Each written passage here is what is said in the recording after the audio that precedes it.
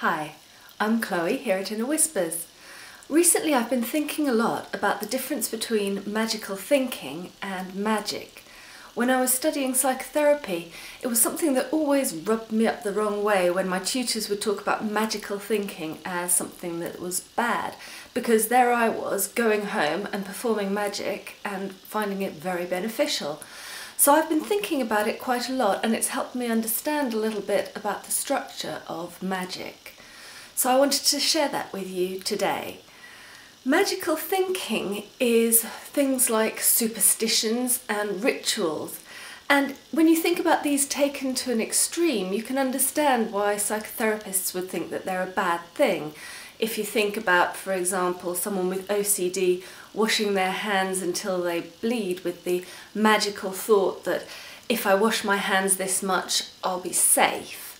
Or if you think about, Sheldon from The Big Bang knocking on a door exactly 3 times and getting really in a state if he can't do that, then you can understand how it can be a bad thing to have this kind of thinking in your head. However, having also studied social anthropology, I saw that magical thinking, or magic, is in every single society across the world and across history as well. And so I thought, well, something that is a human universal, it can't just be a bad thing, there must be something more there. And so I started thinking about magic and the structure of it. And so, for example, another word for superstition might be association. If you think about the associations that we have, the symbolic connections that we make between things, then those are things that we use in magic. And some of these associations might have a grounding in fact. For example, they say that, a walnut looks like the human brain, and actually scientists have found that walnuts contain micronutrients that are very good for the brain. So sometimes these associations, these symbolic connections, actually have a foundation scientifically or in reality, shall we say. Other times, associations may not have any reality to them. For example, think about black cats. Now, in some cultures, these are considered bad luck if you have a black cat cross your path. Whereas in ancient Britain and also in modern Japan, black cats are considered good luck. So that's clearly a cultural association which doesn't really have any reality to it, perhaps. However, I think it doesn't really matter whether an association has some real grounding or not. The important part is that it's something that we use to make connections. And we use associations, symbolic connections, in magic quite a lot. If you think about it, when you set up an altar, for example, you'll use candles of a particular colour and certain crystals, maybe burn a particular kind of incense, all that are associated to the spell that you want to cast. And so we can think of this as a layering of associations. So we have our crystals, our icons or objects for goddesses, angels, elements, the fae. We have incense and colours and chanting or verse. We have different forms of divination. So these are all kinds of association that we use. What I'm trying to show here is that we build them up layer upon layer to create a structure for our spell.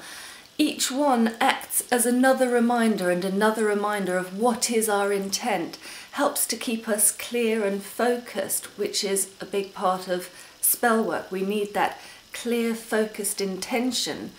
What is it that we are trying to achieve? Making that bigger and bigger, clearer and clearer in our own minds, reinforcing it in lots of ways so that our spell gains in strength. So that's where associations, as opposed to superstitions, we're applying these in an aware manner, and where superstitions, for example, are often things that have come up either culturally or through something that we heard or experienced at some point in the past, but we don't really think about why. We don't really assess it, and that, I think, is why this magical thinking can become a dangerous and a bad thing, because there is very little thinking in it. It's done in an unaware way.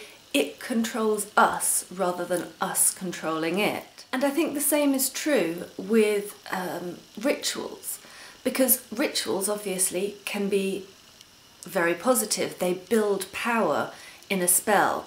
And I think the way that they do this is that ritual helps to take us into a different mental space, into a different state of awareness. And in the same way that we can layer associations, we can also layer rituals. So for example, we might start with our altar setup, then do some grounding and centering, calling on the quarters, chanting, visualization, the power of 3, so saying our spell 3 times, and something like So Mote It Be, which I put there just to express the idea of ritual language.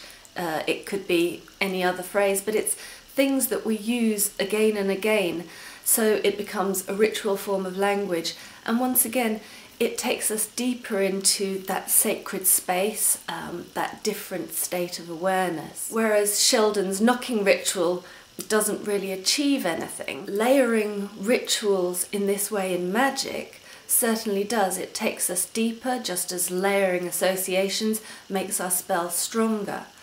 And so an interesting thought for me is that perhaps magic, real magic, might actually be the cure for magical thinking, because when we apply associations and rituals in a mindful way, in an aware way, for a reason and having chosen them, then we can use a spell to get rid of those negative bad habits, superstitions, things that aren't helping us. So I hope that you found this little video interesting, useful, and I hope to see you again soon.